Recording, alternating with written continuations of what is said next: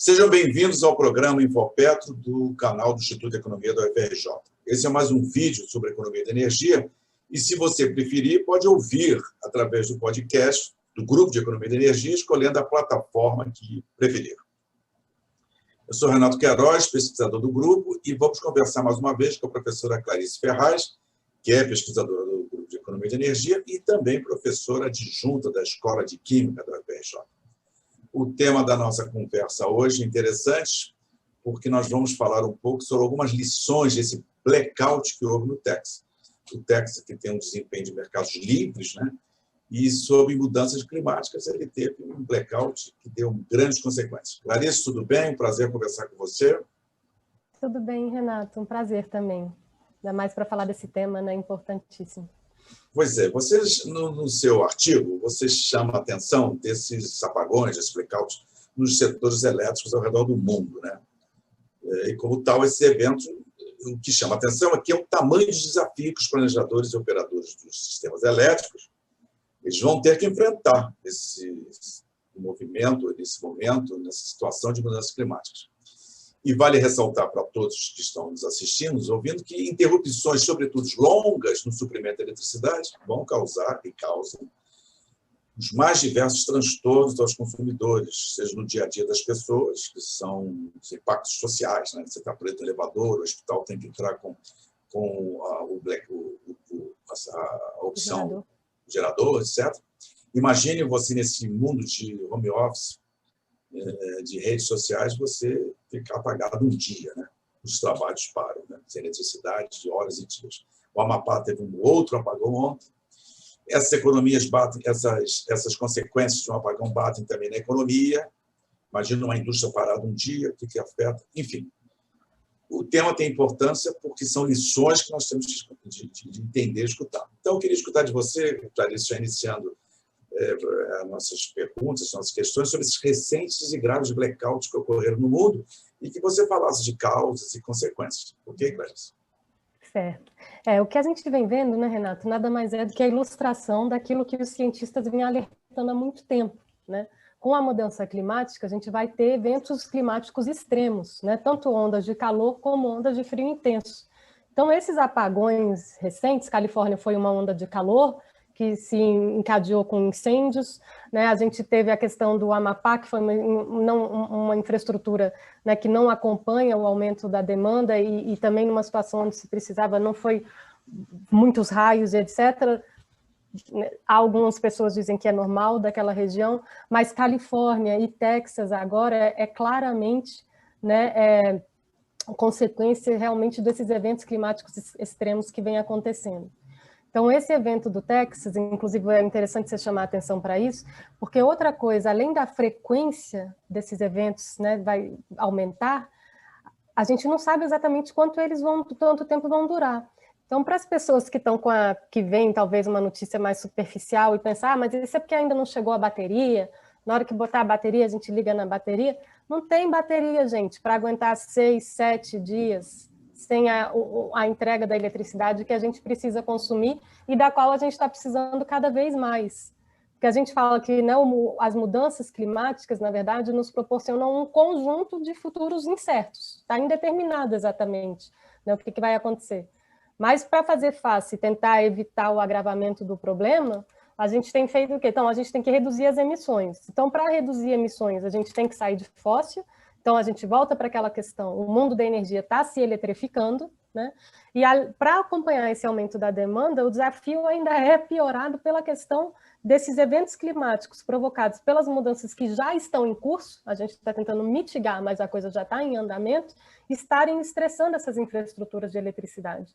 Então, a gente tem duas coisas acontecendo ao mesmo tempo que estressam ainda mais a infraestrutura, né, e que deixam a gente, então, vulnerável. Então, a gente não fala mais só agora de confiabilidade, a gente fala também de resiliência, né? Quanto que o seu sistema aguenta um impacto, né, de curto ou maior, mas, né, de duração, mas que tenha, pode até ser uma baixa frequência, uma baixa mudança, o que não foi o caso no Texas, mas quanto tempo você aguenta isso? Né? Então, é isso que está sendo colocado. E aí eu trouxe para esse artigo, além dessa coisa dos impactos físicos, né, porque é muito interessante se analisar o Texas, porque o Texas é um sistema isolado, né? Então, no momento que ele é um sistema isolado, ninguém pôde socorrer, né? Porque outras regiões dos Estados Unidos estavam ok, não estavam tendo aquela onda de fio e poderiam ter atendido.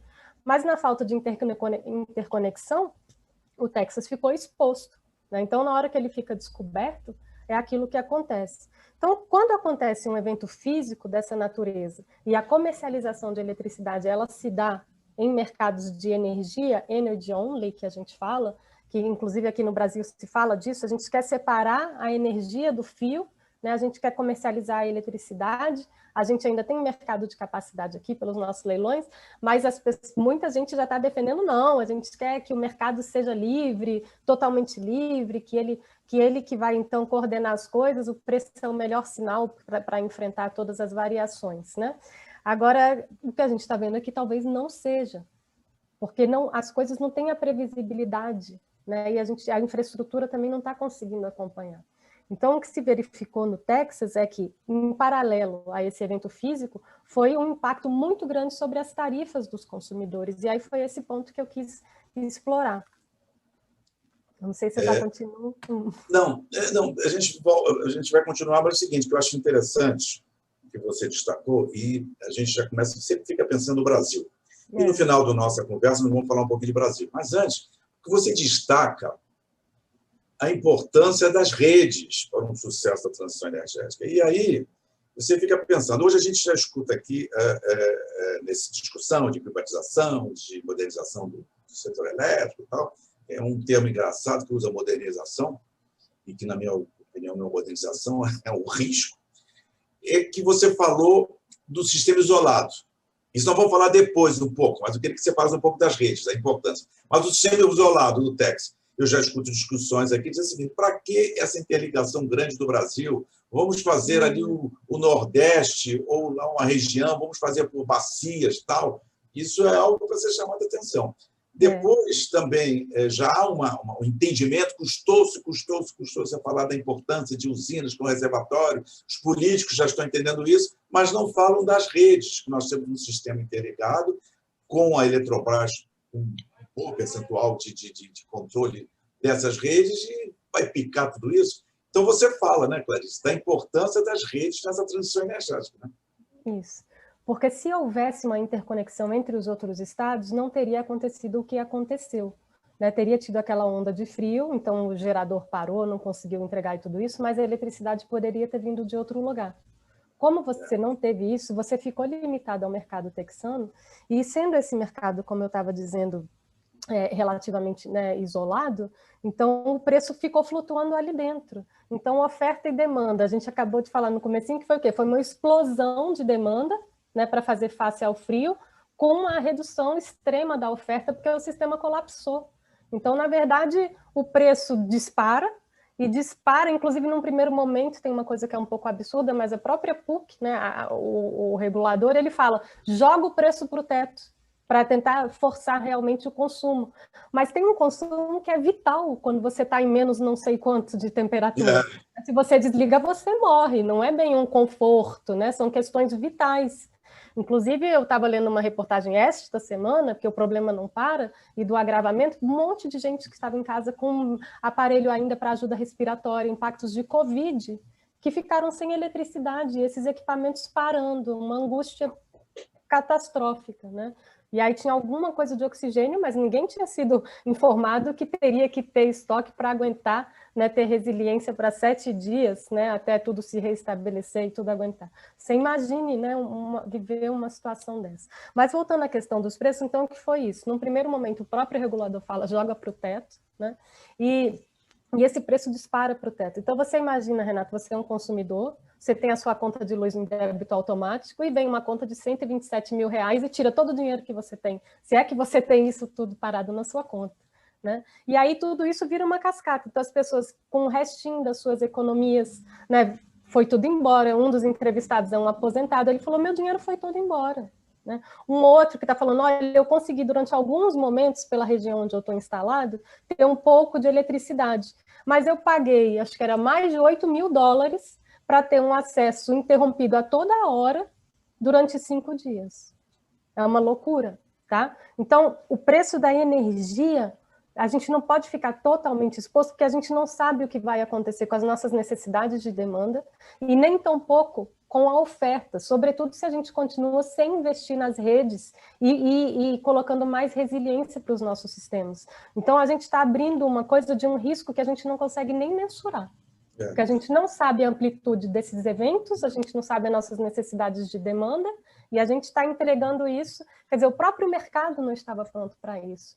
Né? O ERCOT, que é o responsável pelas redes, ele tinha lá cenários para invernos extremos e tal, né? Não aconteceu nada daquilo. Né? Inclusive, a eólica entregou mais até do que estava previsto, mas eles não conseguem prever. Né? E aí, então, a gente fala que você tem que se preparar para isso. Você fala também, você citou aí o Electric Reliable Council of Texas, que é o ERCO, né? Que opera a rede elétrica do Texas, para as pessoas entenderem, que o desequilíbrio, né, da distribuição em função desse blackout foi tão severo que criou um aumento de incerteza, a falta de previsibilidade diante dos novos eventos climáticos extremos, que eles vão reestruturar, ou vão discutir, ou vão pensar nisso, não é verdade? Você falou isso, que escreveu isso, que o próprio ERCO está avaliando que tem que ser mudado, porque não pode chegar a uma situação dessa novamente, não é verdade? Não, ali o que aconteceu foi, além desses consumidores finais pequenos terem sido muito impactados economicamente, e aqui eu vou fazer uma abertura aqui para um parênteses, que é justamente o que está sendo proposto aqui. Então, o que é isso desse mercado livre?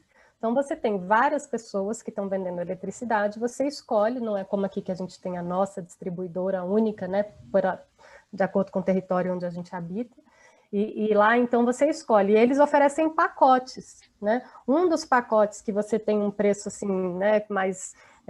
quando você recebe a oferta que você considera interessante, assim, eu te cobro, sua tarifa vai oscilar justamente de acordo com o preço de atacado da eletricidade, tá? Então, vamos fazer uma comparação um pouco como o mercado de petróleo. O preço da gasolina vai variar de acordo com o mercado internacional. Então, o valor da tarifa final vai variar de acordo com a oscilação do preço da oferta de eletricidade ali no atacado. E aí, quando tem uma disparada dessa, é tudo repassado para o consumidor final. Alguns outros contratos, nem tudo é repassado. Então, né, o risco maior ficou no intermediário. Pode ter estourado na mão da comercializadora ou pode ter estourado até no próprio gerador. Porque eu também li uma outra reportagem, eu fui lendo realmente tudo, porque é uma coisa impressionante o que aconteceu no Texas. Ele falou assim, olha, eu estava com o meu parque para operar, ele é proprietário de termoelétricas, e o gás não chegou. Eu não tinha gás suficiente na pressão necessária para poder operar. Então, eu não pude gerar. Então, ele tem uma frustração de receita enorme, porque ali onde ele poderia vender a eletricidade ao preço mais elevado, ao preço teto, ele não tinha o gás para gerar eletricidade para vender. Então, você vê que, dependendo do contrato, esse risco vai estourar na mão de alguém. Agora, muitos desses contratos, justamente, repercutiam, né, repassavam tudo para a tarifa final, e aí você tem esses relatos, né, das pessoas, né, de coisas horrorosas que aconteceram. Né? Então, e em alguns momentos, sobretudo, até ressaltar isso, né? Não tem dinheiro que pague, porque a eletricidade não chegou. Pois é. E você, quer dizer, é bom que isso que você está levantando, que as pessoas que estão ouvindo, as pessoas que estão assistindo, quer dizer, quando se fala em abertura de um mercado, está se falando aqui, vamos fazer a modernização no sistema elétrico brasileiro, fazer essa abertura de um mercado, que cada consumidor ou grupo de consumidores vão escolher seus fornecedores. Imagina isso na realidade brasileira. Quer dizer, consumidores vulneráveis, sem grana, com pessoas que não têm recursos, nem culturais, vão ficar expostos a uma tomada de decisão, né? E para ter que escolher o seu fornecedor da eletricidade. Né? Dizer, honestamente... Desculpa te interromper. Não, mas honestamente, nem a gente que estuda esse setor tem capacidade de realmente entender os riscos e de prever certas situações. Então, eu acho que eu pegaria um pacote com menos risco nesse caso. Mas, entendeu? Qual é o nível de informação que precisa ter a pessoa e até o nível de poder econômico? Eu vou pegar o pacote mais barato se eu sou uma pessoa de extrema baixa renda. Inclusive, a gente já está falando, essa discussão, né, toca metade da população brasileira, porque a outra metade a gente viu que está miserável. Então, assim, de quem a gente está falando também, essas coisas têm que ser colocadas. O equívoco da modernização, eu até fiz uma gravação com o Bicalho sobre isso, a gente discute essa questão da modernização, mas a modernização não tem nada a ver com a organização institucional, com a reestruturação, com a abertura de mercado livre ou não. A modernização ela está justamente nas coisas que você tem que fazer para o teu sistema conseguir encaixar a maior quantidade de renováveis e, ao mesmo tempo, enfrentar esses eventos climáticos extremos. Então, eu vou precisar de mais TI, eu vou precisar justamente de coisas de informação que meçam o tempo em tempo real, que aí seja atrelado à rede de transmissão, para a gente prever coisas que estão acontecendo. Então, é isso que é o moderno, são as novas tecnologias de geração e as novas tecnologias da rede que a gente tem que colocar para justamente enfrentar, né, os desafios da transição, que é a descarbonização, e ter um sistema que dê conta de entregar isso no final. Tá? Não é a estrutura organizacional aqui a modernidade agora, é uma coisa real, física mesmo. Exato, quer dizer, o que se discute aqui na modernidade é a privatização. Não tem nada a ver. E o que você está dizendo é que a modernidade do setor elétrico não é essa. Quer dizer, você fica uma discussão sobre interesses contábeis, financeiros, sem a responsabilidade de avaliar as consequências para o país dessas decisões. Né? Quer dizer, aqui no Brasil, quer dizer, a liberação do mercado, a redução da participação do setor, o que vai causar de consequências não se discute. Né? Quer dizer, esse blackout que houve nos Estados Unidos, eu acho que foram quantos milhões de texanos? Você diz? Foi mais de 4,5 milhões de pessoas desconectadas sem eletricidade numa tempestade de inverno. Pois é. Então, aí, na segunda parte do artigo, até para ilustrar mais isso, porque nós estamos falando de mercado livres e tal, eu puxei, então, para a Europa também, né? E aí, para falar isso, então, o que acontece quando a gente vai liberalizando tudo e vai abrindo tudo? Né? O que está acontecendo, Renata, é um fenômeno que a gente tem crescido, sobretudo em países ricos, né? Sobretudo não, mas que tem sido observado em países ricos e que você esperaria não encontrar, que é um aumento muito expressivo do nível de pobreza energética. Porque né, o mundo neoliberal avança, as pessoas estão com seu poder aquisitivo reduzido, e o preço da eletricidade naturalmente avança, porque tudo isso que a gente vem falando aqui, adaptar a rede, incluir novas tecnologias, fazer fácil transformações, né, incluir tecnologia nova, tudo isso é caro. Né? Então, como é que a gente vai distribuir esses custos? Será que realmente a população carente consegue arcar com isso? Não. Então, ele começa a abrir mão de consumir comida para ter eletricidade. São os trade-offs assim, inimagináveis antigamente. Né? Não, e não sei se todos sabem, mas a Agência Nacional de Energia já atualizou os seus estudos sobre preços de energia elétrica nos países, com paridade, não é só câmbio. E o Brasil é o segundo ou terceiro mais caro de tarifa, um absurdo. Imagina, o Brasil paga a conta de luz, terceira conta de luz mais cara. Mas, Clarice, a gente já quase encaminhando para o final, mas eu quero escutar você também, é o seguinte, quer dizer, no momento de uma crise sanitária, uma crise econômica, crise social, né? Posso discutir como ponto importante a MP no Congresso da privatização da Eletrobras e da liberação do mercado elétrico. Cara, isso é uma decisão que tem que ser amadurecida, tem que ter contestações, tem até contestações de especialistas de linha liberal dizendo que isso aí não pode ser discutido nessa correria, não é verdade? Isso, Renato, tem vários ritos, né, democráticos sendo ignorados no processo dessa discussão. A coisa começa a avançar por MP, você não tem nenhuma comissão especial destinada a discutir esse assunto, então a coisa vai avançando, é um relator que vai escrever o que ele acha, assessorado por quem ele tem lá em volta dele, e ele propõe isso, e isso vai para votação em plenário. Então, isso é uma coisa que, em ritos normais, isso teria uma comissão, isso teria audiência pública, e isso teria muitos estudos para justamente se observar, porque não é brincadeira o que está acontecendo, né? As demandas do setor elétrico, né?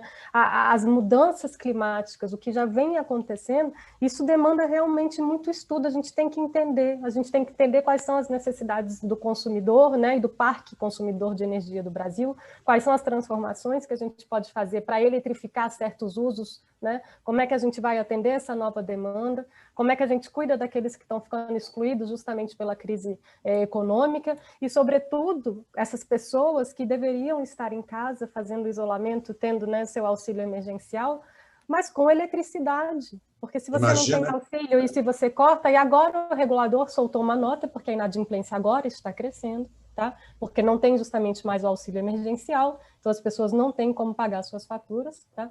Então, chegou-se nesse impasse, a distribuidora eu posso cortar, então foi prolongada aquela medida de que não vai poder cortar. Agora, isso precisa ser pago por alguém, a distribuidora certamente não vai, né, ficar com esse risco na mão. Então, novamente, você vai estar tendo ou uma espiral da morte avançando, né, a tarifa de eletricidade cada vez mais elevada, ou o governo vai ter que entrar para cobrir justamente esse gasto com a tarifa social que vem aumentando, não só o número de pessoas, né, elegíveis para, infelizmente, né, não para de aumentar, como tem todas essas questões aí que vão permeando isso, né, de exclusão e da fragilidade de onde eles se encontram, né, que o regulador deveria olhar e não olha. Faz essas coisas, então, por mais ganhamos mais 3 meses. Então, não tem uma análise estrutural sobre o que está se passando. O aumento da tarifa, ele é inevitável. Então, fica se procurando remédio para forçar isso para baixo, mas sem que se discute em profundidade realmente a adequação da oferta e demanda do Brasil, a distribuição dos riscos, uma eventual abertura de mercado livre, o que isso implica, qual é o tipo de consumidor que a gente tem, não é? E aí vem as soluções que a gente chama de puxadinhos, né? Como se fosse uma obrinha, que aí vão mais um empréstimo para a distribuidora, ele vai diluir na conta do consumidor. Ou agora já estão, eu vejo as discussões seguintes, não, se a gente vende a empresa, privatiza, a gente pega aquele dinheiro para bater a tarifa, quer dizer, assim, tipo uma conta de papel, conta de padeiro, que na gíria fala. Clarice, eu acho que esse assunto é para ficar para outros vídeos, podcasts. Não sei se você quer falar mais alguma coisa. Queria. Eu estava lembrando, Renato, daquela gravação que a gente fez no começo da pandemia, no ano passado, onde a gente já chamava atenção nas discussões sobre conta Covid, porque, olha, isso vai se agravar. A crise econômica vai se agravar, né? A dinâmica do setor elétrico é uma tarifa que aumenta, porque tem um monte de transformação aqui ocorrendo. A geração fica mais barata, mas o sistema se torna mais caro. Tá? E as tecnologias que você vai fazer, tanto de oferta e de demanda, são mais caras. Então, globalmente, né, de forma sistêmica, a eletricidade não fica mais barata. Tá? Tem algum barateamento de algumas tecnologias, mas num todo, né, a gente está tendo um aumento de tarifa. Então, a gente estava falando, eu falei assim, mas o que esse pessoal, então, né, o que os reguladores, né, o que os decisores políticos estão imaginando, né, porque isso não vai ser revertido num curto espaço de tempo. Né? E o que a gente vê nesses últimos meses? Diversas distribuidoras pleiteando aumentos. Ontem ou anteontem, a própria indústria, através da CNI, também pedindo, né, que o governo tirasse impostos, né, tirasse encargos para justamente baratear a conta. Então, assim, realmente é um puxadinho, como você diz, um famoso empurrar com a barriga, e a gente não resolve os problemas. Né? A gente sabe que o modelo está errado, enfrentar um novo modelo tem dificuldades pelos interesses, e não é só baixar imposto, não é só isso. Exato. Clarice, eu agradeço a tua participação, eu vou terminar aqui o nosso vídeo, nosso podcast, chamando a atenção que essa lição do Texas, isso que nós conversamos aqui, seria extremamente importante os assessores, os parlamentares, se os parlamentares não têm tempo de escutassem e meditassem um pouco sobre a gravidade de medidas que podem prejudicar a sociedade brasileira como todos, não somente os consumidores residenciais, mas também indústria, etc, etc. Eu agradeço a todos a participação, agradeço a Clarice a participação e a todos que nos ouviram, estão escutando, e até o próximo podcast e vídeo do canal do Instituto de Economia da Energia. Um abraço para todos. Obrigado, Clarice. Obrigada, Renato. Um abraço a todos e resiliência, né, nesses tempos difíceis. É verdade.